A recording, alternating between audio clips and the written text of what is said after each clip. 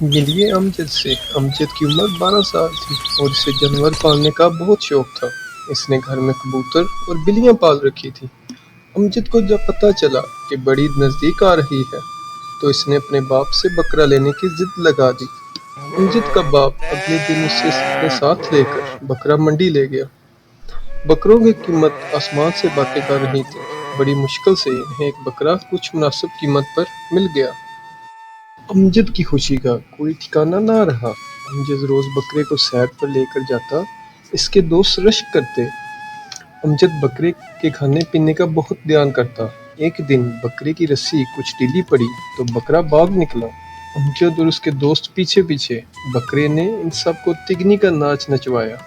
بڑی مشکل سے بکرا ان کے قابو آیا۔ امجد نے اب بکرے کو مضبوط رسی سے باندھا۔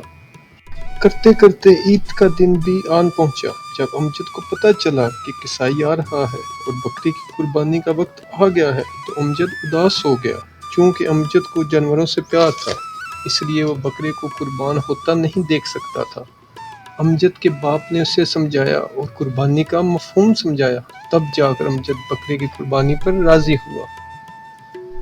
امجد نے قربانی کا گوشت غریبوں اور محلے داروں میں بانٹا اور گھر واپس آ گیا۔